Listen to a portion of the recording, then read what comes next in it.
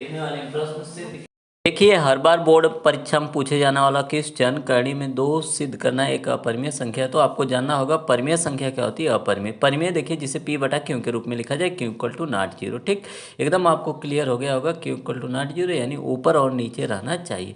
अपरिमेय संख्या किसे कहते हैं? परिमेय संख्या को छोड़कर जो भी संख्याएं हैं उन्हें परिमेय संख्या कहते हैं, एग्जाम्पल के रूप में पाई। ठीक, आपको दोनों बातें क्लियर हो गई। पाई को पूछता है पाई कैसी संख्या है, अपरिमेय एक क्वेश्चन के 1 नंबर का क्वेश्चन आता है।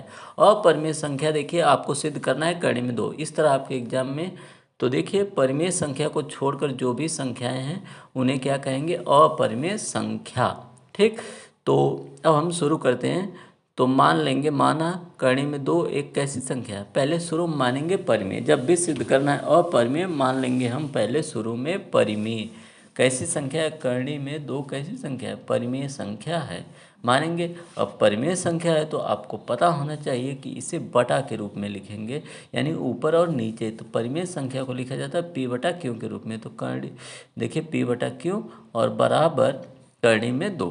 ठीक, और जैसे दिखे आपको करणी, तुरंत आपके दिमाग में एक भूत सवार हो जाना चाहिए कि दोनों तरफ वर्ग लगाएंगे, यानी दोनों पक्षों का कर देंगे वर्ग।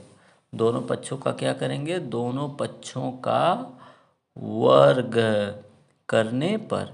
तो दोनों पक्षों का क्या करेंगे? वर्ग करने पर। दोनों पक्षों का वर्ग करने पर होगा क्या?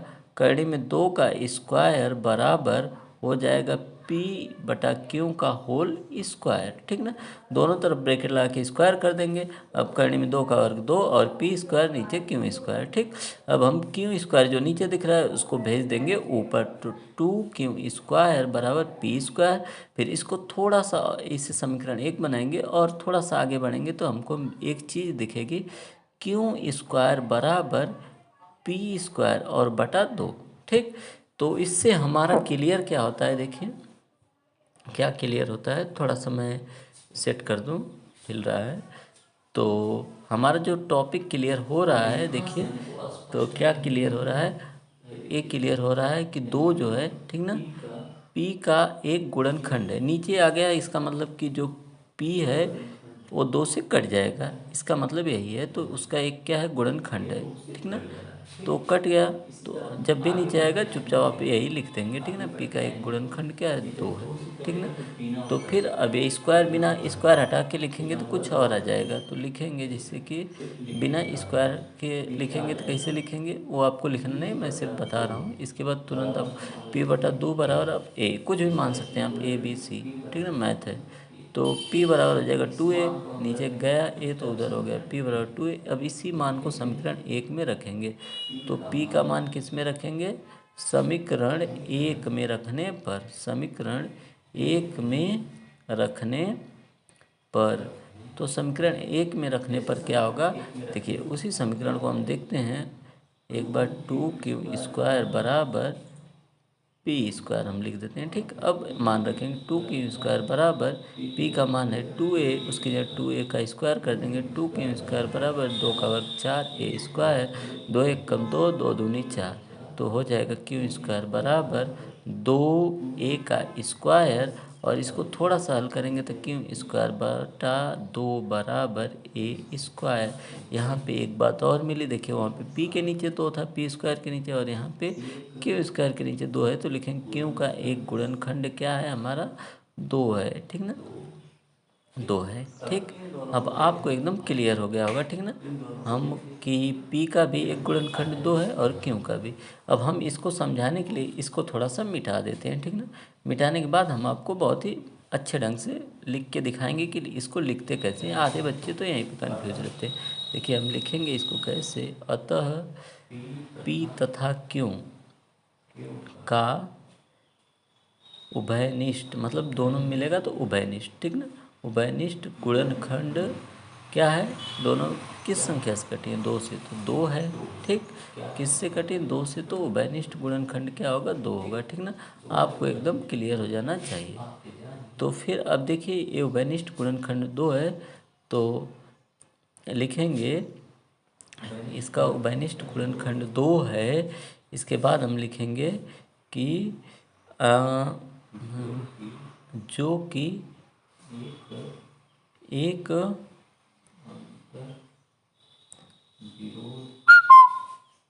अंतर्विरोधी है, ठीक ना, जो कि एक अंतर्विरोधी है। क्यों अंतर्विरोधी है अभी मैं बता रहा हूँ। क्योंकि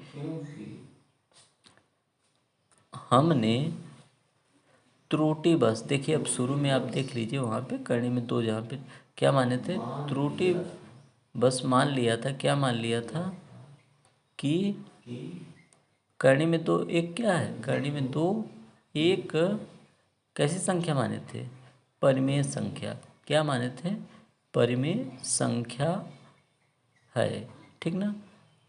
अब देखिए जब इतना आप लिख देंगे तो हाईलाइटेड करके लिखेंगे, अतः स्पष्ट है कि करणी में दो एक